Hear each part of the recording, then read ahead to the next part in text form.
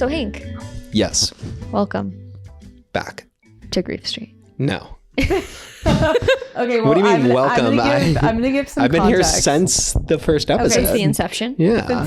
Since before. So the four of us, we're planning to film a joint Father's Day episode, and Jordy forgot to press record. Great job, Blame Ramsey. me. It's fine. And after we recorded, Ramsey was just I didn't want to repeat the 20 minutes again. So we were like, let's switch it up. And By the way, Erica will... totally understandable. Yeah, of course. Right. Yeah. I was like, okay, so like, yeah, we can switch it up and Hank will go first. And then we ran out of time. Yeah. We budgeted too many things. We had a sushi date. We had a photo shoot. Your kids were there. The nanny was there. It was a lot. It was hectic. I probably got bit by fleas. You did. Yeah. That was the beginning of the flea infestation. Yeah. And I think this is probably extra hard to put out a vulnerable episode, Hank, and then be the one editing it. I just think that. So I haven't started editing this episode yet, but before I even edit it, I have so much anxiety. Yeah. Tell us, what are you anxious about? You know how like a lot of people don't like you could talk as much as you want. Like we know people who talk, but like when you listen to your own voice, Yeah. it's like you get like the ick. Uh-huh. That's kind of how I feel like being in front of a camera talking. Yeah. And so like having to edit the sound of my own voice talking for almost an hour is going to suck. Yeah. And about something really pretty vulnerable. deep. It's not like you're talking about like soccer and correct. It's not, basketball. there's something with actual like stakes is the wrong word, but like something with actual substance. Yeah. I'm not just like shooting the shit. Yeah. Right. And so like I need to look back and make sure that I hopefully conveyed what I thought I would, which I have no idea if I did or not. Well, let's be real. Yesterday, you said, I want to re-record my episode. I did say that. And you haven't even listened to it. You haven't even listened to it yet. Correct. And you're already wanting to re-record it. Correct. So can you... Ramsey, you down? Yeah, we can redo it. Actually, we said no. We said no. So we said no. Whatever Erica says. That's always the right answer. That's the answer. No, we said this is the whole point of the podcast is to like be real and be vulnerable. And if you felt like you wanted to re-record it, we want to understand why you want to re-record it. But yeah, the reason was actually not because I wasn't real or vulnerable. Right. What was it? It's because I don't think I was vulnerable enough. Right. Which is interesting because Jordy felt like she needed to right. like, ask I a lot felt of that questions. way too. Like I felt like I had to pull stuff out of you, but I think that that's the reality of talking about these kinds of things. They're Sure. uncomfortable and they're hard to talk about, even with your closest people. I also feel like even from that episode till now, I have done a lot to process things and like get through stuff in a way that I hadn't been able to then. Mhm. So I'm a little bit more clear now. Okay. Like the cancer support group and like, you know, therapy and whatnot.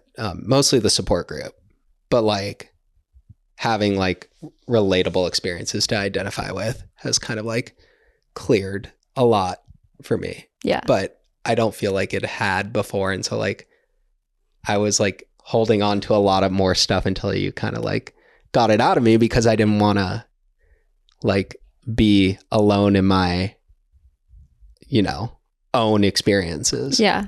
Makes sense. Does that, I no might have one- just been rambling, but No one's out there like talking about it really. So no. it's scary to put it out there. I get that. And also, I think it can be powerful, like for all of this, like feeling maybe stress around like putting it out there. I think it's even more important Yeah. to put it out there. Yeah, but there's a weird, like when it's you, the one who's doing it, you obviously, like, I'm sure you guys do it all the time where you guys watch yourselves and you're just like, I wish I did this Of or I wish I course. did that. Yeah, of course. And so like having an episode dedicated to something that like I was in Chicago, shout out, you know who you are, the other month. And I told somebody, hey, like, yeah, I had postpartum depression. And they said, I didn't even know men could have that. Yeah. And like, I didn't want that to kind of be the like main talking. I wanted to go way deeper. Yeah. And so hopefully I did. You did. But Yeah, I think you did great.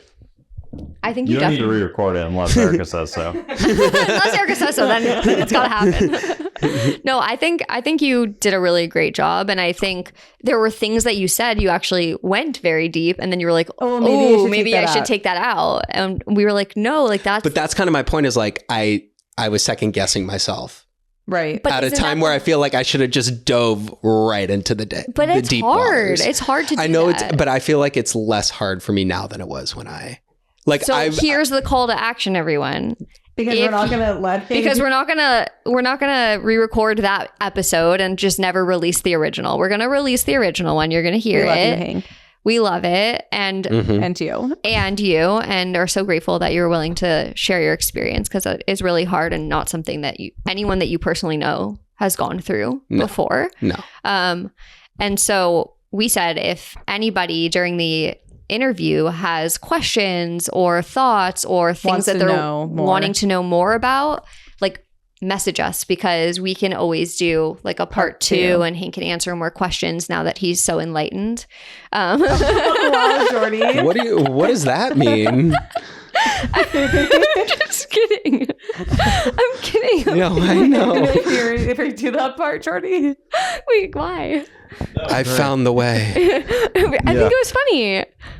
Was that not funny? No, I thought it was funny. Thanks, Ramsey. I was just joking. No, I know that Because you you were were saying joking. like, oh, like I've been in like these support groups and now I feel Disagree better. with the women here. Yes. Yes. No, but I think that you have like you're willing to go deep, and so I feel like people might have more questions and you might have more in-depth answers. And to be fair, I was really impressed by your ability to go there, because we've like talked about it more surface level, but I haven't heard you go that vulnerable in that way. So I actually had a different impression, just to let you know. I did not think, wow, he should have gone deeper. I thought I could tell you were uncomfortable going there, but I felt like you went there. That's kind of like the... But that's reality. real. I understand. Yeah. I understand. I am way more comfortable with it now. I think the last year has forced you to become much even more the last comfortable. month, but I would say like it was even like the a month last ago. month Right, of just yeah. like going through what I've gone through as a husband, a father, Yeah. a caregiver, Yeah. a dog dad. Just there's Keep on going. All the Flea things. dad. A flea dad. a flea infested dad. Gophers. Opossums. Is it possum or a possum? A possum. It's a possum. I don't know about that. It is. We looked it up. Okay. Erica? I looked it up, although I must say I found an article where someone just said possum. You found one article. Cite your source. So the point is that Okay. I shouldn't have to feel embarrassed or uncomfortable about this. Yeah. And I don't want to convey that I was embarrassed or uncomfortable about it anymore. Totally. And I feel like maybe the like poking and prodding was like, you were kind of like hammering a nail that was on a stud. Yeah, I don't know if I other people hope will not. think about I it hope as not. poking and I'm wondering prodding. what you thought. I mean, or is that even a problem? Because people are uncomfortable about Yeah. it, I right? agree. Even about their own I things, agree. right? So if it shows that you've done all this work Yeah. and you're still that way, right? Yeah. Then that's got to be helpful for people. And this, 100%. and I feel like you saying this That's and showing that is like, this is like, people are not alone. And that's the reason why you didn't want to redo this podcast in the first place. I know.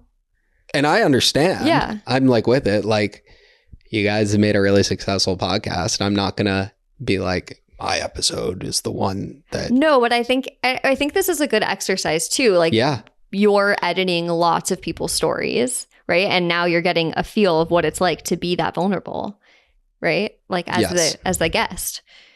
And it's a little scary. Yeah. It's just more uncomfortable than anything. Like, I'm not scared to talk about too many things, but like I just hadn't talked about it that much. Yeah. And that was the main thing. Yeah. And so like I've talked about it. I'd even say in the last month, I've talked about it a lot more. You have. Yeah. Well, So- Maybe because you had that conversation, Maybe, but like I think that there's a lot of stuff outside than just that conversation that has like reshaped things. Yeah. Like yeah, it sucked, but also like, it's not the end of the world. Yeah. I can really make up for lost time, Mm-hmm. you know? It was a blip in time. Exactly. Yeah. Well, I feel like with all of this, I feel like it's a good introduction to get into the raw episode. Yeah. So if Oh, for some reason, I thought this was going to be the outro. Yeah, but it feels way better it feels as an intro. much better as an intro. So we were recording this originally as the outro, Yeah, but this is but now, But now it's become the intro. because I think this is good to say this. Like, Yeah, you up haven't front. edited. Yeah, Yeah. like nothing has happened. Yeah. This is like right up front at the so beginning. I think it's like giving context to that might be helpful as a framework for people to go in and now listen, knowing. don't make my job any harder. It's Yeah. totally fine. yeah. I'm happy to. I hope people like this episode. I hope people can have like empathy and compassion and learn something and be willing to maybe like, I don't know, just broaden their horizons about like the types of things that can happen for couples and parents postpartum. Men are going to be less likely to report that they are having Correct. Yeah.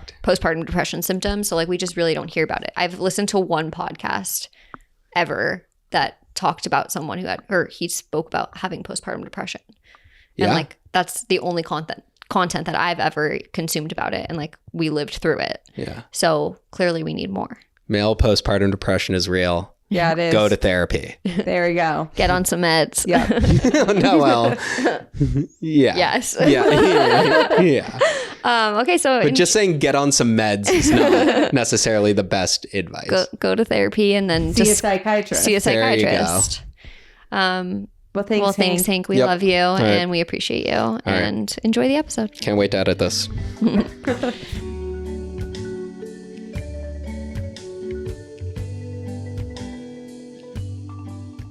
Okay. So All right. welcome to Grief Street, husbands. Hi. Hi. This is Hello. Hank, my husband. Hi. Ramsey. my Yeah. husband. And we thought it would be nice for like the wives podcast hosts to be interviewing each other's husbands because we just might have a different perspective than being in it. Totally. And I think it's like conversations that we've had with each other. Like I know how Ramsey feels because I ask you, but Right. I've never really like talked to Ramsey about his feelings about things. And I feel like maybe you two have maybe chatted a little more. Maybe a little bit more, but still, Yeah. like Yeah. a lot of it at the time, at least. Yeah. for Is you. I through. mean, you told me to go to Us. therapy, which Right. helped. That's true. Well, you reached out to her to go to therapy. Well, Yeah, but- subliminally, you told me to go I to did. therapy. I was telling you through my eyes. But, and I think for this specifically, like, there are lots of things that people want to know. How is Hank doing? And the podcast twist is that this actually doesn't have really anything to do about Jordy's brain cancer diagnosis. No, it doesn't. We'll do that another time. We'll definitely do an episode about that because it's very important, and caregiving and the dynamics that change when someone gets sick are fascinating. But Once this podcast is over, we should schedule a time and date so that we have yes, it. Yeah. yes, we will. But actually, long before I was diagnosed with brain cancer, Hank went through something that he had never experienced before, and that was right around the time our son was born. And he's never really talked about it publicly. He's talked about it in therapy and with a couple of close friends. But I asked him if he would be willing to share his experience here on the podcast. And he so sweetly said yes, which is very vulnerable and takes a lot of courage. So I commend him. And also, I just think it'll be really helpful for people to hear from a father's perspective. We hear a lot about postpartum mental health from a mother's perspective. We do not hear about it almost ever from a father's perspective. And I think that's one of the reasons why we were so surprised when it happened in our family. We don't even know what it is yet, but we're gonna. But I'm gonna let Hank. You can sort of interview him. Take over. So I know a little bit of context, but I am wondering, like, when Jordy got pregnant with Brody, your son, what did you experience that was maybe different than what you expected to experience? I don't know if there was too much that I experienced that was different during the having a kid pregnancy phase, which is the pregnancy phase. The main thing that I think that I was doing that I didn't realize in the time was kind of just like blocking out things that I know would become issues later down the road. And what do you mean by that? What kind of issues? Literally learning how to like adjust my entire life. And like, yeah, I know that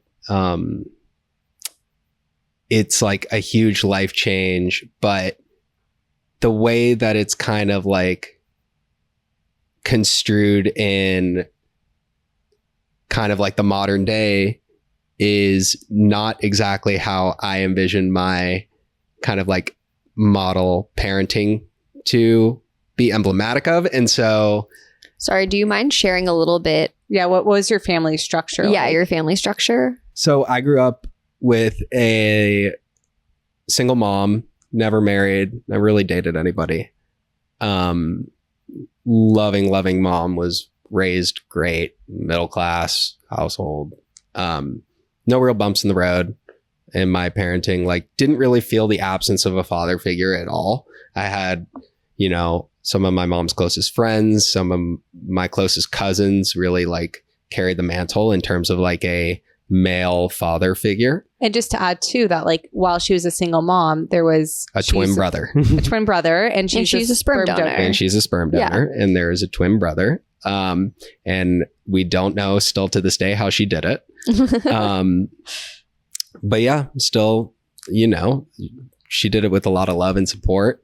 And I never really like was that interested in learning about who my father was, really, even in the least bit. My brother, still not. I'm still not. My brother is, and that created kind of like this weird dynamic where my mom would ask me a lot, like, "Hey, do you want to know more because your brother wants to know more?" In a very respectful way. It wasn't, invasive, but like he was never really a part of my life besides like giving me life, which was nice of him. So shout out to you. But yeah, like still no real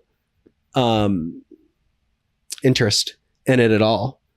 And so from then I kind of never put it together that it might coincide with me struggling to become a first-time father. Right. Mm-hmm. I mean, as you were, so when Jordy's visually pregnant, getting ready for birth, like what were your emotions and excitement around her and you becoming parents? I wasn't excited.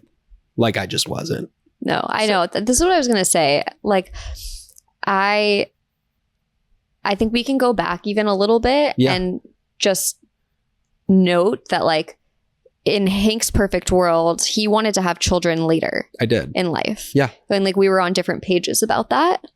And I think Erica's experience scared the shit out of me. Yeah. And so I was like, I don't want to, like, we don't know what could happen. We don't know how long this could take. I knew I didn't want to wait as long as Hank wanted to wait. I also want to add the caveat that just because I wasn't excited doesn't mean I also 100% didn't want to have. No. Well, the irony of it is if we waited on your timeline, you would be here without any children. Yeah, I know. We wouldn't have Brody. Yeah. Which is so crazy to think about. But like you knew, like it actually, the thing that you were scared about was my experience, but then it was brain cancer. Right. It's like I was worried about like, oh, like what if we wait too long and then something happens? And it's like that happened. Yeah. Like, and if we had waited too long, we wouldn't have had Brody. And I guess like another really coincidental part in terms of like why I decided to give in and like concede. Give in. Oh God. I know. Yeah.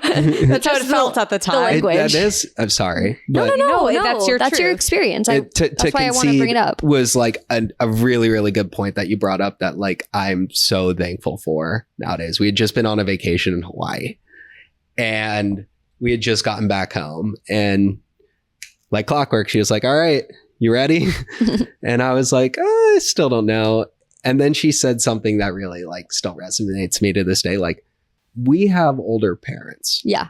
I want to be in a place where when I have kids, I'm still able to be active and still able to live like a final chapter of my life. Yeah. That's a Ramsey thing too. I remember. Yeah, 100%. Yep. Yeah. You're like, I need to be in good shape so I can I'm keep up already with my breaking down. kids. Yeah. And she really like pointedly like told me like, if we wait, you have less time to live the kind of like quote unquote final chapter of your life. Like the a lot of people's 3. right. But a lot of people's act 3 is raising their kids and that's it. Yeah. And I don't want that to be my act 3. I want it to still be, you know, I want to go skiing with you guys. Yeah. I want to be able to like go on impromptu trips. I still want to like be active. Yeah. Which, to be fair, we're doing it.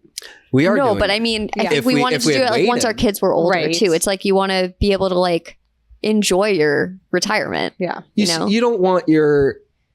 Yes, I want dad to be a part of my identity. I don't want it to be my entire identity. Totally. So that's like the context of. So yeah, I bring that up because I think that played a big role in how you felt during my pregnancy. There was a lot of fear around. There was a lot of change that was going to happen. There was a lot of emotional versus logical going on with me, where emotionally I knew I wasn't ready. You knew I wasn't ready. You do. I mean, I don't think you ever would have been ready. Touche. Or anyone. I absolutely agree. To that point, I don't think anybody's ever ready. Yeah. But secondly, I'm a very logical person. My wife knows this more than anything else. I look down the road and I'm like, I'm still probably going to do the same job as I would have done for the first kid, no matter when he was born. Yeah. And I'd rather learn those life lessons and learn how to parent and be that model dad now so that when I am older, I could be the best version of myself rather than just waiting. Yeah. And so that logic part of me got me through the pregnancy, but it didn't necessarily get me through the first 9 months of having it. I will also say I was very anxious during my pregnancy. You were, yeah, that's the other thing too, is like, I think like that was hard for you. It was very hard. Like I wasn't excited. I was scared. Yeah. And so you were terrified. Yeah, I was terrified. And because I saw what could happen to Erica and I'm like, oh, if that can happen to Erica, that could clearly happen to me. Right. And like, so I think there was just like a lot of fear around if the baby would be okay and all of that. And so I think like I wasn't particularly excited. I was just like, I want to have this baby, but like I don't really like love being pregnant. But it's also like, for me, all I could do is support because I'm not carrying the child. So like, as much as I wanted to empathize and be there and support you, I'm not physically carrying the child. So that part was hard for me too, because I could say like, I can only imagine, but like, I can't. Right. It's true. Yeah. Like women are the superior species.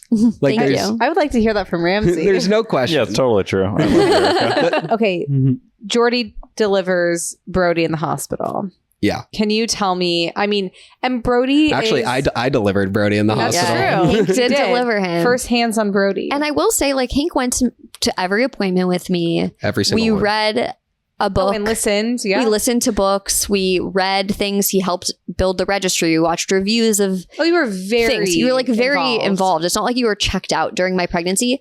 But I think there was a part of you that you weren't really sharing with me, because you didn't want me to like feel worried or not excited, that like you were freaking out inside. Yeah. Okay, wait. So I'm confused. Now you're freaking, because before you said you weren't excited, but then were you freaking out? During the pregnancy, not that much. So when did that start? When he was born. Okay, so let's go like in the hospital. He comes out screaming and Brody came out unhappy. Yeah. So just a little info about our Brody. He's so happy now, thriving 2-year-old, but it was rough. He was a toughie. Like his scream is at a frequency that like no ears want to hear. I mean, Ramsey can attest to it. Yeah, I mean, I remember hearing Brody and being like, oh, like I don't know how they do it. Like Yeah. I couldn't. Yeah. I'm sure I can find a little soundbite and add it. Yeah, into yeah, the you gotta podcast. add in like Yeah. one of Brody's screams, and he still does that. But No, he does not really. Well, No, he not He does really. have a higher pitch. yeah, he's just like really high pitched. But besides that, he was just unhappy, and there were a lot of reasons why he was unhappy. But if anyone's had a colicky baby or a baby that has like digestive issues or allergies or breastfeeding issues or torticollis, which is like a tightening of the neck muscle, our kid had it all, and he was just so upset all the time. So any parents who have babies like that, you know that it can feel really hard to like parent them and like be happy when your kid is screaming in your face all the time. Correct. So that's like context. some context. We didn't have like this super chill baby Right. that came out of the womb. Okay, so then you're in the hospital, and Yes. what's going through your mind at this point? What now? I didn't really have like there's no playbook. Like No. you could read a bunch of stuff. Every kid is like, it's DNA. Everybody's different. So you have no idea what to expect. Every day was like the unknown for me, not just in terms of The logistics. that's one whole Yeah. thing, but I'm more saying like, I didn't know how I was going to react Mm-hmm. on a given day. So what was the first time you reacted that surprised you? Pretty early. It had to have Early, been but pretty early. I don't mean, remember the exact. Here's what I moment. will say, and this is another caveat. Like, I was in a state of shock for at least the first 6 months, Yeah. I would say. And so, like, a lot of those memories are pretty blurry for me because I wasn't in the moment. They're a lot less blurry for me. I Well, they remember should them. be. Yeah. And they were a lot more, I was like in a whole different dimension mentally. Yeah. I mean, the first time I probably realized that this was not going to be what I thought it was the first time he cried in the hospital. Like, seriously. Yeah. Well, so what went through your Seriously. mind? Sorry. So I didn't grow up. I know, but I didn't grow up with Yeah. a lot of kids around me. Yeah. Jordy had grown, worked Yeah. in preschool. Baby sad. Baby sad. I I've been knew that around she all the was- babies. Exactly. Yeah. And I didn't really like do a lot with infants growing up. And so like this was all new to me. I was struggling with the fact that I would have to learn a new way to live, coincided with what I thought at the time was losing my past life. Yeah. Yeah. And- It felt like that. Like you were losing a lot. It was just like everything revolves around him now. Yeah. Yeah. Did you Whether I like it or bond not. with him right away? No. It took a while. That was the first like sign to me. So it was like he was a tough baby, right? But like I remember 2 weeks in, maybe Hank just sort of saying like, I don't really get this whole like baby stage thing. Like I'm not really feeling a connection with him. Right. And I was like, oh, okay. Because like even though it was hard and he was difficult, I felt connected to him. Yeah. And so I was like, oh, interesting. And so I noted that, but I didn't really think much of it until when Brody would be inconsolable, your frustration tolerance was like so low. Yeah. And I had never, like, you're not an angry person. No. You were so even keeled. I had never seen you raise your voice or anything. And this was like pushing a button in you that I didn't know was there. That's exactly right. And it was I didn't know it was there either. so I know, we were both shocked by it. So what did it look like when you're What did it look like? Yeah, Yeah. like when your button was pushed, like what happened? I'd shut down. If I heard him in another room, I would shut down. If I was in his presence, I would like heavy sighs, Yeah. like very, very like exaggerated kind of like sarcastic comments. You were angry with him. I was angry with him, but I never really yelled at him. I would more yell at you. You yelled at both of us. as you said, maybe some blurry memories. Yeah. Yeah. I mean, and this is like, I think when we talk about postpartum depression, there's such a clear idea of like what it is, and it's not sadness. It's like the irritability piece. Yeah.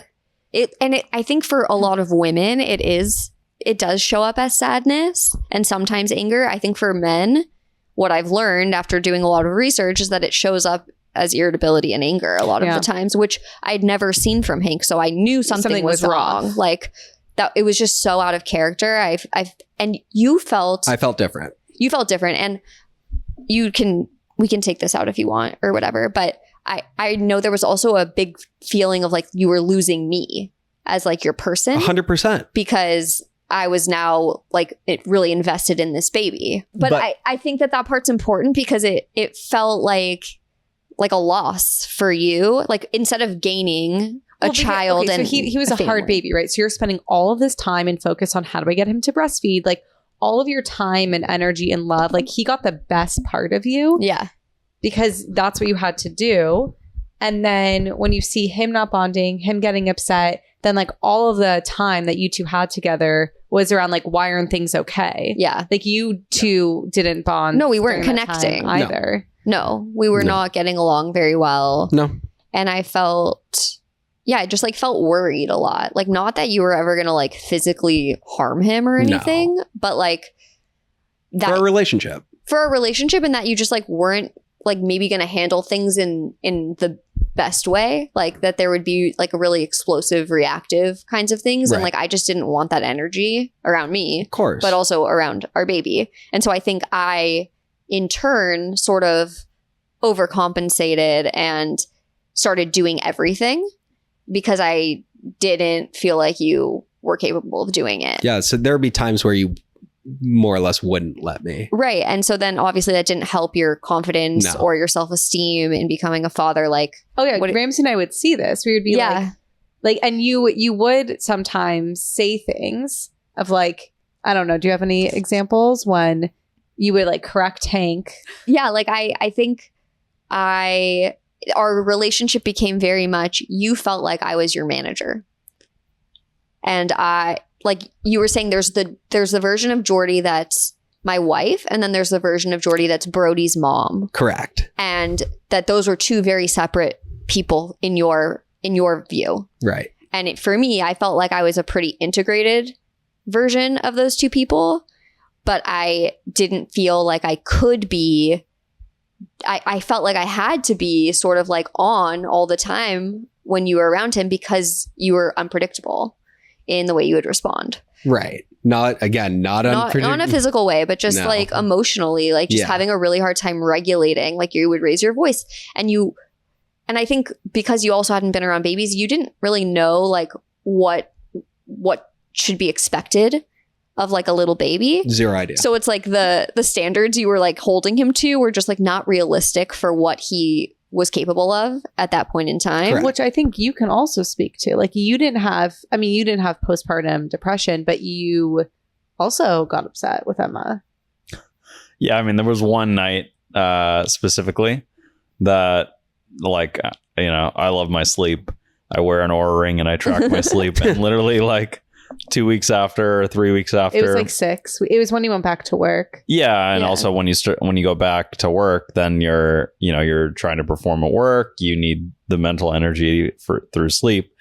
And Emma was like not going back to sleep, and I was like mad at her. Yeah, do you remember what you said? I don't remember what I said. Do. What did I say? Remind me. Shocker. Yeah. I'm your fact checker. You're like, God damn it, like go to bed. And really? I remember, wow. And I was like, Ramsey, you seem so upset right now. Stop being so mean to her. And I said, she was mean to me. and you were so serious, but I was like, there's nighttime Ramsey and then there's daytime Ramsey. But then that like subsided. Yeah, I mean, I think like, once the sleep started getting better, I always like, for us, and we'll talk about like what we did. I was super grateful for Emma when she came out. I think it was a different experience. Yeah, but I could see that moment, like you got there. So when you were, Hank, going through this, I could see it. I could understand it, and kept telling Jordy like, oh, it'll pass. Like this is really temporary. This will probably just be a couple of weeks. But then it didn't pass. It didn't pass. No. I mean, here, if I may, can I? I totally get it, because like infants, like we have a second kid now living, and like literally they don't even smile at you right? For the first however like long. 6 It's weeks. like there's no reward sort of that you get. Yeah. All they do is cry at you, poop at you. You. Literally did get second pooped on. night from our second baby, I get projectile pooped on. Yeah. I mean, So, you yeah, I still mean- don't bond in that same way. So you can probably Even understand. today, like I can see, because now like Emma's way more fun now, in my Yeah. opinion, than when like, you know, she's an infant. Yeah. I can at least see the future for Ryan, and I think as a first-time parent, that would be really hard because Yeah. it's like, is this forever? Like, am I literally never Right. going to sleep again? Totally. Am I like, is this kid ever gonna just be happy and like have fun with me? So those existential questions were very, very prevalent. in And my you didn't mind. have an answer. I had no answer because No. I had no data to go off of with like prior And children. also, you or- were the first of your friends, aside from Ramsey, to have Okay, so we could talk about that. children. now. I would probably say the main reason why I didn't want to have a kid when we had a kid was because there were zero of my friends Yeah. who were even contemplating having Yeah. kids. And all of my Around that friends time. were. And all of your friends were. Yeah.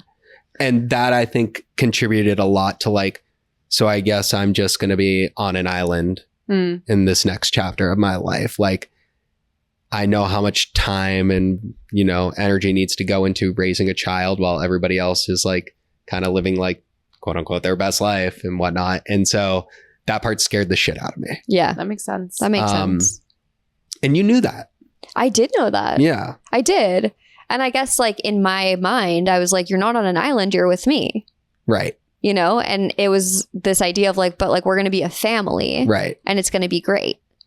And then we like got there and And it was not. it what was you not expected. great. It was really rough. Yes, it was. And What was like yeah. your lowest point before getting help? Do you know? your lowest point. There was a point in time where you got really angry and you like did some name calling, Yeah. and that was pretty shocking to me. And I remember just telling you to like leave the house and like go walk the dogs. Yeah. And that was like one of your coping mechanisms while he was dealing with all You were this. the best dog walker. He was. He walked the dogs like 6 times a day. Like they were really, now our dog's really obese because Hank's doing so well. But yeah, like I just remember being like, I don't know how to like manage you. And I just remember there being like so many moments where you would just say to me like, I don't like, people say this is worth it, and I don't believe that to be true. Like Yeah. that's not true. And I'm like, he's been alive for like 2 months. Like how could you possibly know that Yeah. right now? But like you couldn't see beyond right where we were Yeah. because you were in such a dark place. And I think feeling so lost and like you had lost your identity. Also, I want to point out, Hank also got laid off of his job. Well, almost 90% of your workforce did. Yeah. Literally 2 weeks after Brody was born. So that was horrific. Yeah. And I will say like that also contributed to Yeah. how I was very reactive. It wasn't just about Brody. No, it was like there were a lot of things. The loss of identity piece. The loss of right? identity. Also, like the financial security. Like we just Yeah. brought this baby home and now he's lost his job and now he needs to go find another job. Like it was very stressful. And that was one of your Extremely. worries going into having a child is like, are we financially stable enough to have a child? Like, Right. are we able to provide the kind of life we want to? And obviously losing your job 2 weeks into becoming a father is like someone's worst nightmare. So I want to note that for you as well. Sure. And I can't point out like a lowest point per se, but like when it bottomed out for me, it was pretty quick and it was pretty consistent. There Yeah. wasn't any real days that would like be like, oh, today was a good day. Like, No. and this was also because like the soundtrack to our lives for those first like 6 months was more crying than quiet. It was crying all the time. Crying all the time. Yeah. Like literally The like, baby crying all the time and sometimes us. and my whole goal during those 6 months, or I should say my primary goal during those 6 months was, how do I stop this kid from crying? Mhm. Yeah. What can I do to get my ears to not ring. And I remember like telling you, like when Emma would cry, it'd be like this piercing noise. Like it would go straight to the core If of it my was, brain. if it was a different cry, It would have been. not sure I would have spiraled into the depression that Yeah. I spiraled into. I don't know. I think you still would have, but I think we had an extremely sad baby. Yeah. And that makes things hard for anybody. But then when like you already are going into parenthood feeling nervous about it, feeling like you've lost something, I feel like that was just like the cherry on top that led to Well, I the remember spiral. on the outside perspective of seeing this happen, and before you got help, I was worried, like, are you ever going to get out of this? Right.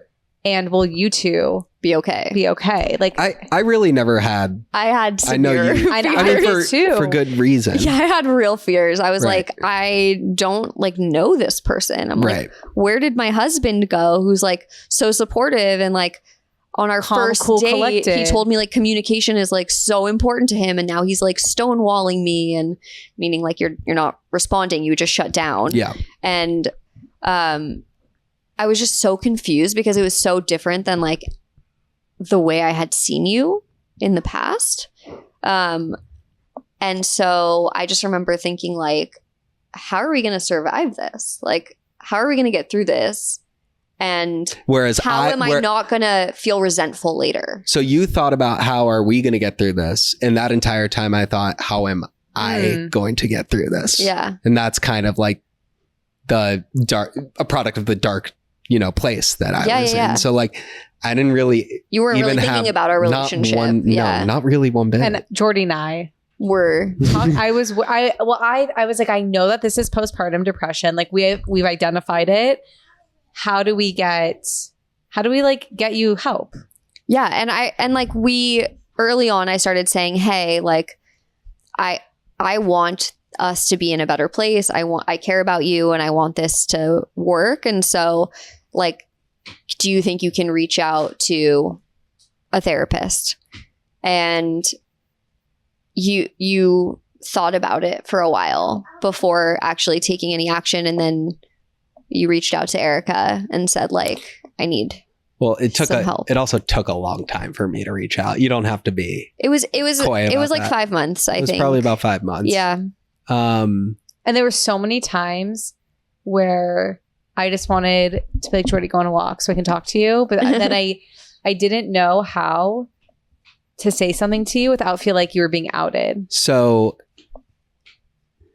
there's this weird juxtaposition where like I'm so pro therapy, but I had never been to therapy before. Right. He's like, therapy is great. Everyone should have access to therapy, but like, I don't need it. Then when Jordy was like, you should really see a therapist, it didn't even take me a day to be like, yeah, Jordy's right.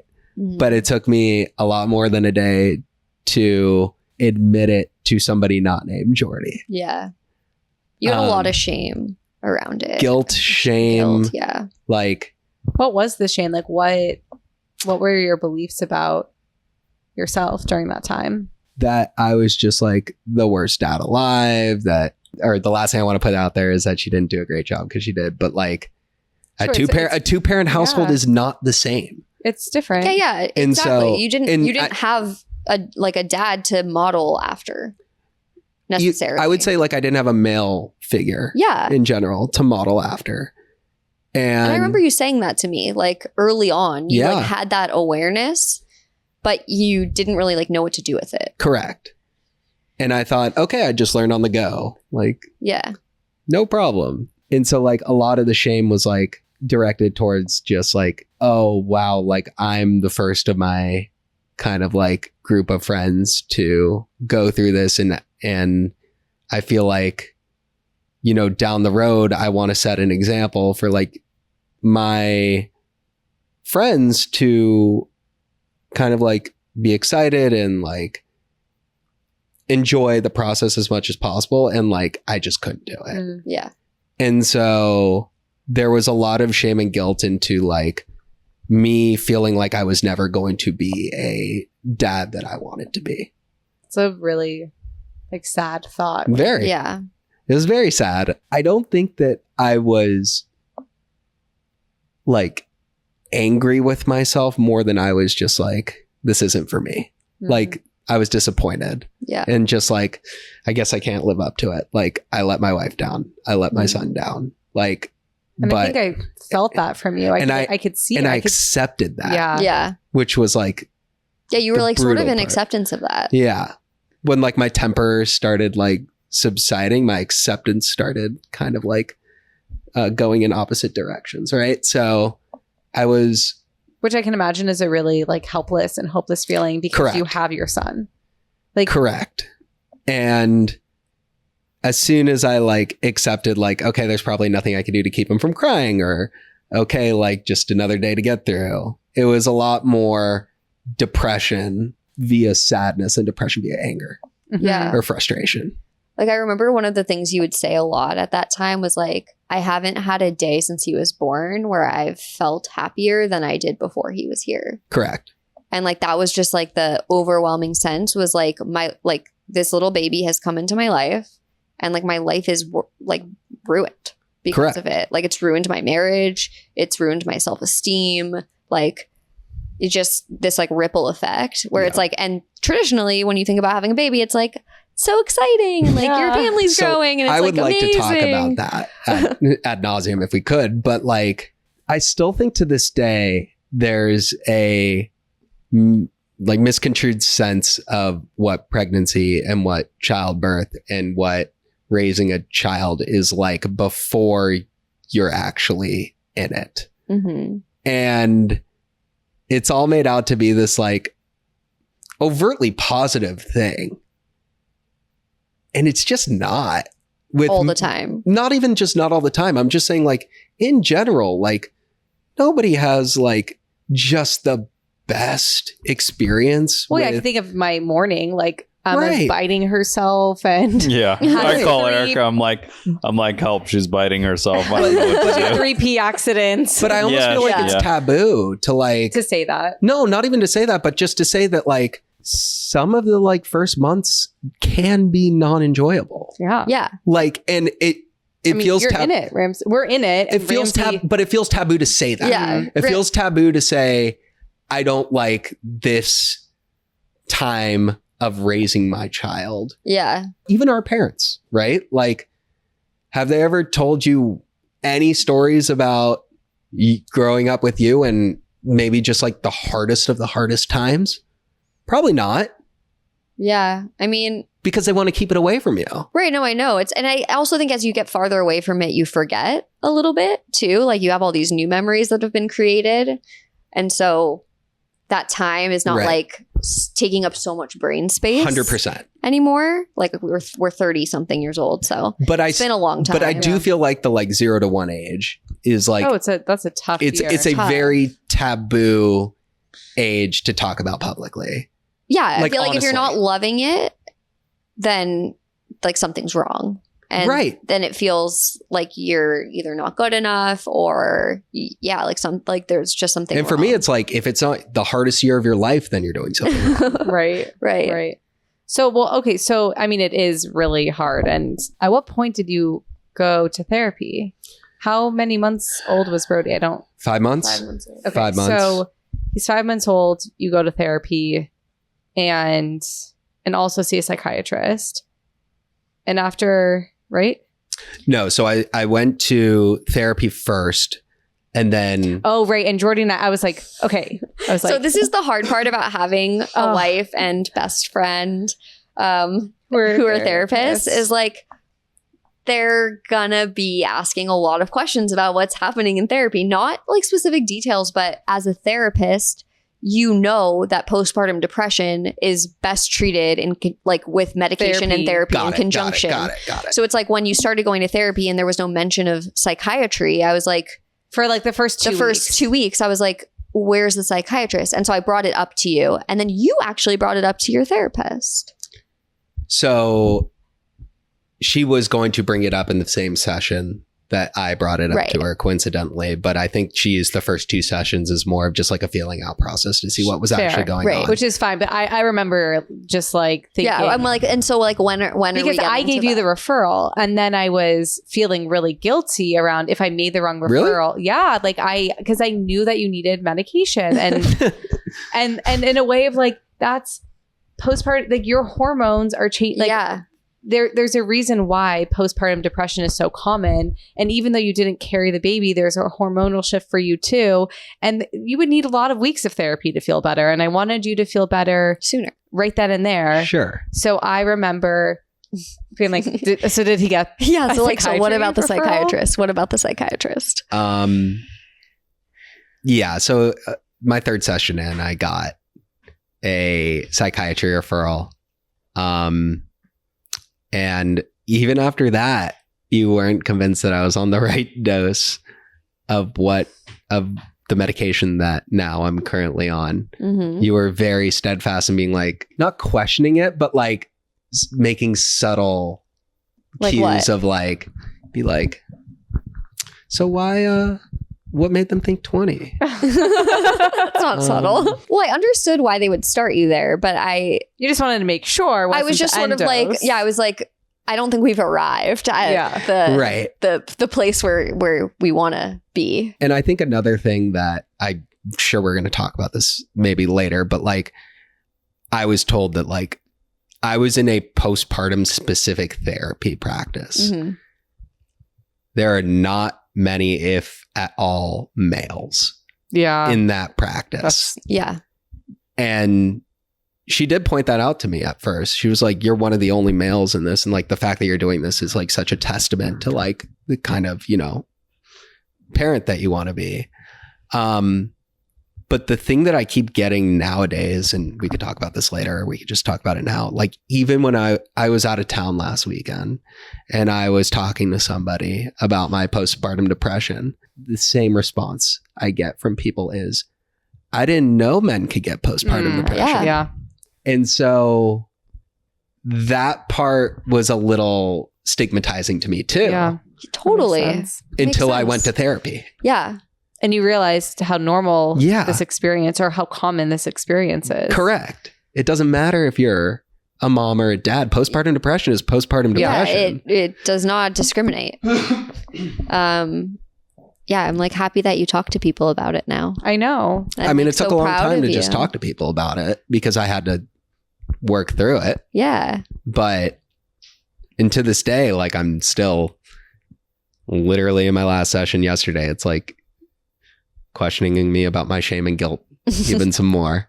Well, we all need some work. Yeah, I know, We're but- always improving. But once I obviously got on antidepressants and once I knew that there's just like stages in a child's life that you might like some and you might not like some, and that at the end of the day, the first 6 months is a blip in the radar. Yeah.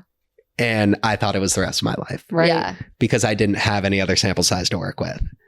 And so And I think because of the depression, you didn't have the ability to zoom out. Yeah. At all. Like what was happening in that moment felt like it was going to last forever. An That's what eternity. depression Yeah. does. It lies. Yeah. It lies to you. Yeah. And it's like now, obviously, I mean, you can ask Well, me yeah. questions, So but once the depression lifted, what happened to your bond with Brody? What happened to your sense of fatherhood? I was a lot chiller. You You laughed more. yeah. I did laugh more. I was more so before I was more in acceptance of this would be the rest of my life. Pre-therapy, and then post-therapy, I was more in acceptance of okay, like this is just a small time frame of, tough, parenting, and then soon enough that first moment's going to happen where you're like, oh, like this is the son that I raised to be, a now dictator to us, telling us what to do. And like to make me smile and to make me Yeah. happy. Like the communication thing was a huge thing for me. The fact that like He could talk. crying wasn't the only form of communication for him, and he could actually like not verbally tell me what to do, but like his cues meant something to me. Right. Yeah. And yeah, like I just like kind of scaled back my micromanaging, I would say, of my own life. Right. In favor of being in the present and being in the moment. And like, yeah, the dishes can wait until the next day, or the laundry can be put away the next day, in favor of, hey, like, go read your son a book before bed. Yeah. Or like go do something to like take care of yourself. Or like take him on a walk. Yeah. Instead of taking the dogs on a walk. Yeah. Right. That helped a lot. Mm-hmm.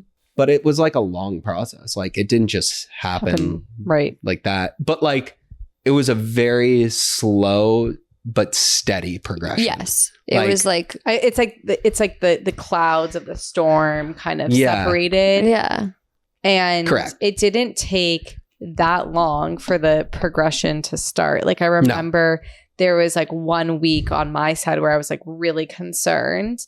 And then a few weeks later, like I started seeing more pictures in the shared album. Yeah. That was honestly my measure on the outside of how things were going. Yeah. It's like, how many pictures have they shared? Okay, how many days has it been since they've shared a photo? Yeah, that way. And then I remember I would start to see more photos and more photos as a family. And then when we would hang out, I could just see being more present and having more shared enjoyment. I mean, that was the sleep helped. Sleep helped a lot. Our boy needed some tubes because he got a lot of ear infections. Changed everything. That changed everything. We learned he's very verbal. He did not want to be a baby. He just wanted to talk. He wanted to talk. He wanted to run. Like he did not like being a blob. So we didn't know that at the time. Right. But now knowing who he is, I completely understand why he was a miserable newborn. Oh, 100%. On top of all the like medical things that he had wrong with exactly. But if someone else were going through something similar and it's week 4 that they have a baby, right? So it's still new, but they're like not feeling themselves. What would you want them to know? I would want to validate their feelings. Like that's the main thing is like, I didn't have too many people to be like, it's going to be okay. Well, you didn't talk about it. I didn't talk about it. That's actually right. I think that's like kind of, that was the problem is like, you would talk about it to me. Right. And I would validate your feelings, but I also had to like keep going with like taking care of our baby. So I could only give you so much. But again, that goes back to the taboo topic of like, even like parents that I know and whatnot. It's like, there was no validation in terms of like hearing other people not even tell their stories, but like just empathize. It's a lot of just like, yep, I remember that phase. Yeah. And like a lot of like sarcastic comments and like a lot of just like stuff that was worthless to me. Yeah. Rather than people just being like, you know, sharing their shared experiences. Yeah. Which like I know people have, but it just feels so taboo. Yeah. Well, you're smashing the stigma, making it not as You taboo. are. I'm trying. You are. And sorry if it seems like I came off as a horrible dad. No, you did. You Um, weren't. You're an amazing dad. We'll cut some stuff out. No, stop. I mean, this is it's like this is the a really point. common. No, I understand. Like if you look it up on like these are the check boxes of paternal postpartum depression. It was like so clear to me and Erica what was happening in your being, but like you just didn't know what to do with that Right. in the beginning. And when I first heard that, when Jordy first told me that I had postpartum depression, I originally was like, two things actually. Number one, men can have postpartum depression. That's a very new thing that I learned. But also that when I had heard other people have postpartum depression in the past, I didn't understand it. Right. That's very true. I was just other like, people that what had, is postpartum depression? Yeah. Like, I didn't understand anything related to it. Like, what does it feel like? How could people have it? How do you tell when you have it? Like, and that also coincides with like, oh my God, you have this kid in the world. Like, it's lovey-dovey. Everything's the Yeah. best. Like, how can you be depressed because of that? Right. And so it kind of flipped my world upside down when I was like, oh, Right. There's a reason I'm that's feeling what like this is. Yeah. That's what Hayden Panettiere was feeling. You like, so right. yeah, I know. Sorry. Therapy is more prevalent than ever now, obviously. I still think that there's like a stigma against men in therapy. But the fact that like people don't know in 2024 that men can have postpartum depression Yeah. until you have it, It's not the best. it's wild. No. Yeah. No. So Well, thanks for sharing your course. story and being so vulnerable. Yeah. I already know that like other people will be able to benefit from hearing of course. Yeah. Like, and I'm great now for what it's worth. You Yeah. are. You're an amazing dad. And I feel like it's opened you up in a lot of ways, like emotionally, that you would not have been prior to this. And obviously, we're going through some hard Yeah. stuff right now. And I can't imagine if you hadn't done the work that you've done over the last year and a God. half. Like what? And we were in this position. Yeah. I actually don't know what it would have been like. It was like Not good. not good. Yeah, it would have been really hard. And so, just grateful that you were like willing. You were always willing to like work on it and always willing to like hear me out and open to like accepting help, which is not always the case. And I've learned more than ever to embrace like the dad kind of like kind of caveats that come with being a dad at this age, where it's like, oh, like my kid goes to sleep at 7:30, I could go right into bed. Like Ramsey. that sounds nice. Ramsey's been on that train for a 8:30 long preferred. time. Yeah. You've Yeah. been trying to get me and now I'm forced But, into like- it. Yeah. It's your dream come true. I remember like back in the day, it used to be like, if I go to bed before 10, what am I doing with my life? Yeah, of course. That's And like, now it's like, now I'm like, put Taskmaster on at 7:45, we're out by 8:30. Yeah, Like, sounds like- great. yeah, And like just like small things where it's like what I used to enjoy from life has fully changed since having a kid. You would obviously know that too. But I didn't think that it would make me mature as quickly as I did. Yeah. thanks, Hayden. Yep. Love you. Can I go behind the camera now? No. All right. Love you too.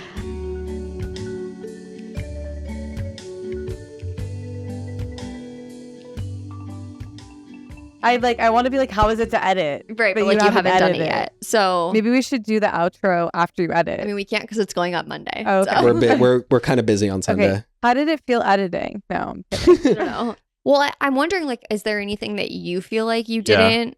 Is there anything you feel Get like you didn't into? touch on that you would like to in the future or in a part 2? I think it's important to this is crazy, but start therapy before your child is born into this world. Yeah. You want to be very comfortable talking to somebody professionally about what's going on in your life before shit hits the fan. Yeah. And I waited until shit more than hit the fan. Mm-hmm. We're spinning around the room. Yeah. And it took me a while. It did, but like honestly, it didn't take you that long in this grand scheme of Fair. things. Like, I mean, yeah, he's only 5 2. months. Yeah, like 5 months into him being born, you started therapy, and you advocated and like reached out for yourself and like got resources. And I mean, I don't know. I think you did a really good job of trying to make yourself feel better because you were in a dark place. Yeah. And like, don't be the other thing is like, just like, don't be scared to admit that you're not doing well. Yeah. And I know that's like really hard no matter what type of depression that you're in, but like when you're in the middle of like raising a newborn, like support matters more than basically anything. And I don't know if you touched on this. I don't remember in the original interview, but like nobody knew. Like you didn't tell anybody. I'm very introverted that way. Yeah, I'm aware. Yeah. You're like, I How live many with times have you seen me cry? like Paddington too. Yeah, Paddington 2 was one time. Okay. And then you cried at like a Disney like short Yes. or like a Pixar short. Yeah, Like it was really good. Kit Bull. Well, remember Kit the little Bull. birds? Yeah. Yeah, No, Kit there's Bull this was little really one- good. there's You this guys should little watch bird. Kit Bull. I think this one won an Oscar for a film. It was a bunch of little birds. It was birds? Coco made me cry. Coco, yeah. Coco, yeah. You it didn't cry. I didn't cry during He Coco. didn't cry during So Coco. you cried during Paddington too. I cried during Paddington 2 2. because I knew exactly how the movie was going to end when it started, and it just like, for some reason, just. I remember broke me. Jordy was like, Erica, Hank has never cried like in front of me, but he cried during Paddington too. I just remember, so like my sister-in-law was sitting next to Hank, and then like Hank was in the middle of us, and I just remember like we both looked over at him and we're like, "Are you crying?" And I was like, "I've literally never seen you cry. How are you crying at an animated bear movie?" And that was like one of 2 times Hank's cried. Hugh Grant really That's not true. moves me, man. To be fair, you did cry when I got my terminal cancer diagnosis, but like That's warranted. Imagine if I didn't cry during that, but no, but like that you only cried that day. yeah, You haven't not cried since. Wow. no. I've cried a lot. I know. I haven't cried that much. Do I cry a lot? Thank you. Yeah, it is reasonable. It is Why reasonable. yeah. Well, I don't know. Hank just like is a robot. No, I'm kidding. You're not a robot anymore. You really, Jordy didn't like that one. Or Hank didn't- Postpartum depression taught you that I'm not a robot. yeah, no. But before that, we used to make jokes that you were a robot because like you wouldn't cry and like, Yeah. you were very like even keeled and whatever. But I feel like that experience sort of got you in touch with your emotions, and And I feel Paddington like, too. and Paddington too, of course. And I feel like it primed you for what was to come, which is this shitstorm Yeah, it's a. of I tell you this all- glioblastoma. I tell you this all the time. Like I feel too numb to cry. Yeah. Like it's not a sense of like not sad. I'm clearly sad, Yeah. but it's also like sometimes you're sad and then you're too sad to cry, Mm-hmm. and I'm more often that than I am just like I need to express this and like. Huh? I also just feel like that isn't your No. way of expressing yourself. It's not, but it could be. If Paddington 2 was, and this could be. That's It's just like, so true. yeah. I mean, but like he wasn't crying out of sadness in Paddington 2. It was like a happy reunion. Yeah. Do you not remember? Yeah, of course I remember. Yeah. What do you I mean? feel like I need a recap. You need a recap, basically. we need to do a Paddington 2 watch along Paddington- to analyze why it made me cry. Paddington's like aunt or something who like took care of him. Like you Yeah. think she's dead and then she like isn't. And she like appears at the door and you're Oh. like, oh my gosh. How do you remember that? I don't know. It's a great movie. Yeah. Like legitimately. it was like actually a very good movie. Maybe The- we should watch this. both 'cause Paddington Ramsey only movies are likes- legitimately great. You only really like animated film. Oh, you would like Paddington. You would it's like actually Paddington very a lot. good. Both are great. Yeah. Okay, let's put that on our watch. And they're list. easy to watch. Everyone watch Paddington. Paddington 1. Paddington 2 is even better. And which 3's is coming out shocking. soon. Is it? I think so. I Oh. must go to the movie theaters with you. We'll have to, yeah. And Take see your if, children maybe, or just go No, adult night. on our own I and think see they're if too Hank young. cries. Yeah, they're too young. My child's not sitting through a movie. It's an animated movie that's geared more towards adults. Hmm. Yeah, Okay. because only the bear is animated. Oh, Yeah. I don't think I've ever seen Paddington. Probably you? not. No, Yeah, it's just like it's like an animated bear. Well, it's not animated. It's like Ted, right? CGI. Kind of, yeah, in that like way. Ted, but like Maybe like not. I think he's Great movie. Peruvian or something. anyway. Tangent. Anyways, yeah, I think that I don't remember what we were talking about. Okay, how many times have we seen Hank cry? Is where this all Oh, started. how many- Oh, and Right, how right. sad I am. Right. about- So but that's for a different episode. yeah, of course. But I was gonna ask you like if there were specific things that you felt like maybe you were too scared to say or things you were worried to share about Yeah, the I was postpartum more. experience. I was worried to share about like how I was at my lowest. Like you had to prod that out me. Yeah. Because it felt more like, and this is not you guys. It just felt like internalizing it was just like, oh shit, I have to admit this. Yeah. And you Um, felt a lot of shame about Oh, I still do. your behavior. I know Yeah. you A still lot do. of shame, a lot of guilt, but I'm okay knowing that like it happened. Like there's nothing that I could change about that. It happened. Right. And like in at the moment there was nothing that I can Yeah, change yeah. now. Right. I Um, think it's like it is like depression. It's a very internalized experience, and yet it's something that does like happen to you. And so like, yes, it was you doing certain things, but it was like through the lens of depression. Yeah. Yeah. I feel like it's easy to just be like, oh, that was just me. And like, yes, it was you, but it also is depression doing things to you. Sure. Yeah. It's like I feel like you took a lot of responsibility for like the way you behaved, and that's good, and also not necessarily necessary Yeah. to the extreme that you would do it, where like Yeah. you would like not forgive yourself and basically be like, I can never forgive myself for like those 6 months or Yeah. whatever. And I was like, these are 6 months out of like a whole lifetime Yeah. with your child. Like Yeah. he has zero memory of it. And But at the time, it's like our first kid. no, of course you're Yeah. in it. You're in it. And that's also with depression. It like lies to you Yeah. and like makes you feel trapped. And so you can't see that there will ever be a time where you will not feel this way. And it's like funny now looking back on it. And like you love our kid so much, and he's a little goofball, and you guys have so much fun together. And it's like I couldn't have, and I'm sure you for sure couldn't have imagined a world in which that was what our life would look like right now. No. Thank you, Prozac. To this day, I still feel shame. So it's like listening to the episodes, still haven't listened to it, is going to suck. Yeah, but I think from a therapist perspective, it's like when an emotion doesn't like fit the fact, like the shame isn't totally justified, because like if there's this fear of rejection and like that isn't totally justified to get that people around you who love you are going to reject you, you want to do the opposite, which is to share. Here's the crux of this is that in therapy, there's confidentiality. I could tell this to somebody in private. Sure. And I think I was thinking along the lines of like, a lot of people are going to learn something about me, both who are close to me and who aren't. Yeah. And that's going to be like really, really overwhelming for me. Yeah. If you're going to choose to like judge me or... And I don't think anyone's going to. No. But I'm saying like, if somebody were to, Yeah. View me any differently or whatnot, like it's totally within your reason to, but like, I shouldn't have to think about the people listening to this to justify like hiding in my shame. For sure. I think Yeah. that's even more reason to That was Sure. that's my point. Yeah. For It's like sure. why I didn't think I was. Also, just to point out that you've stopped wanting to get Milo, and now he's sitting in your lap. Yeah. The playing hard to get. Playing hard to worked get. off. That's the way you got to do it.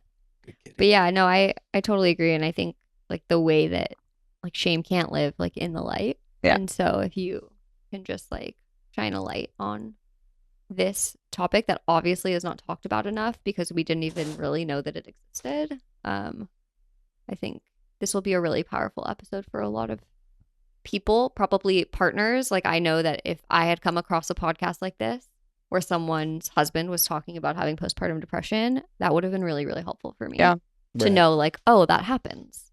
Oh, that's not how it's going to be forever. Oh, like there's a light at the end of the tunnel. That would Right. have been so hopeful, right? And so like I think you're providing that for someone else, which is really cool. I was afraid to admit it.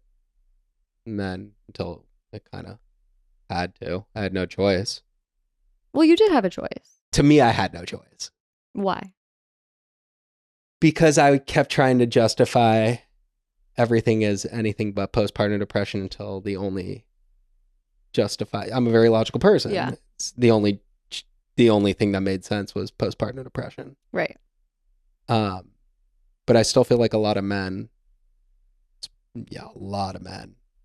are probably going to come away saying like,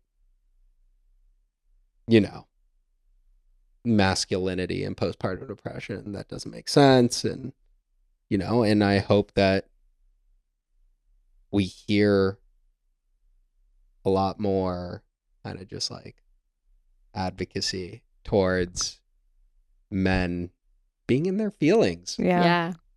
I'm like, hey, Ramsey, want to be in your feelings? Sure. But it's weird because I like feel like Ramsey does go into his feelings sometimes. Yeah. You have cried a lot more than 2 times. Yeah. Ramsey sobbed on their wedding day. Right. oh yeah, You're not in therapy. Not right now. No, right now, but I think soon maybe we could go together. Therapy's good for everyone. It is. But yeah, no, I think we have primarily had only female, like, women guests Yes. on our podcast so far. That's very right? true. Like, we don't have anyone who identifies as male. So this is like the first time we're having someone on. Yeah, that's true. And like, it's cool. Really? Yeah. I didn't think that. Yeah. Wow. Ramsey, you'll be the next. Yeah. But I think it's like cool. And like, we say this in like the therapy world, but like, you can only take someone as far as you're willing to go. And it's like, I feel like for you to like be sort of like spearheading this podcast piece, it's like full circle moment for you to get on and talk about all the shit, and not even all the shit, just the tip of the iceberg of what's been going on. But the cancer episode will come out at another point in time. But not but now. we felt like for Father's Day, it was appropriate to share something like a different lens that people don't think about. Obviously, being a grief podcast, we're not gonna just put out like this like amazing Father's Day story. But like, it is an amazing Father's Day It is, story. but it's also, there's grief. And I think it's important to but like, share if that. I think back, like, I remember writing Hank a card on his first Father's Day, and it was like so hard because Brody was like a month old and Hank was miserable. And I remember just being like, I love you, and I'm so sorry that this is feeling so hard right now. And like, I promise you that like the Father's Days after this will not feel like this. Yeah. And I mean, thankfully I was right. I don't know if I believed it at the time, but I was like, we will persevere. We will get through it. But yeah, I think like this is like a beautiful Father's Day story. Like, sometimes things don't start out really wonderful, and like that doesn't mean that they can't become really wonderful. Right. To the point where I want to spend Father's Day with my family. Ramsey, what are you doing this Father's Day? I don't know. What are we doing? Okay, so I was waiting for him to say. Yeah. Were you wrong? So what are we doing? Oh no, I asked you. I know. I thought you were wrong, actually. About what? I know She told me what you were doing, and it had nothing to do with being family oriented. I don't know what we're doing. I asked you, what do you want to do for Father's Day? And you're like, oh, how about we go to like brunch down the street? I thought you were gonna be like, I'm gonna go golfing on Father's Day. Oh, wow. now you have that idea. An open invitation. Erica, you're like planting seeds. No. What about both? See, yeah, shouldn't have said it. No, but honestly, I think you didn't cut Ramsey enough. Give him enough credit. I didn't. That he would want to be with. I was like, you know what? Maybe like I'll just hang out with like Jordy, Hank, and Brody. If we're going golfing on Father's Day. No, Ramsey's gonna be with his kiddo. Yep. Okay. Well, anyways, we're sending a happy Father's Day, gentle Father's Day to anybody who's celebrating a father figure in their life or a relationship with a father figure. Or grieving the loss of their dad. Or no father figure. Their child. Yeah. Like, I mean, there's just so many feelings that can come up on this day. And so we wanted to touch on one small aspect of what it can look like when things don't go the way you expect them to. But in this case, there was a little happy ending because we're a happy little family. Yeah. And we will, if there's any other questions you have for Hank, we'll do a cancer episode with Hank at some point. Yeah. And like, if you guys have questions also like from the episode about postpartum stuff, like post them in the comments or send us a message on Instagram or email us, because like we would really love to hear from other people in the community who have either experienced this or who have maybe some expertise in this or know someone who's gone through it, because it can be such a lonely space, and to create connection in that space would be really helpful. Also, as your producer, some things that really help, please rate and review our podcast. Give it 5 stars wherever you can. Write in stuff. It helps the algorithms. Bump it up. Those 2 things really, really help. But all the contact info will be in the outro right after this. Thanks, Hank. Yeah. Just, rate and review like crazy, guys. Grandmas, rate and review. Dogs, aunties, cats, Milo. Everybody, please rate and review. Yeah. Okay. And we'll see you again soon. See you again soon. Love you guys. Thanks so much for listening to Grief Street. We put out new episodes every Monday. If you'd like to support us, give us a follow on Instagram and TikTok. Also, subscribe to our YouTube channel to find the video version of our episodes. Please subscribe wherever you listen to your podcasts and give us a 5-star review. We would love to hear from you and get some feedback.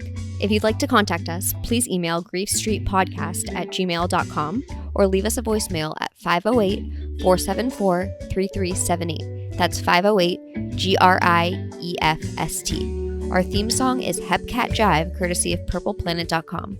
We'll see you next time.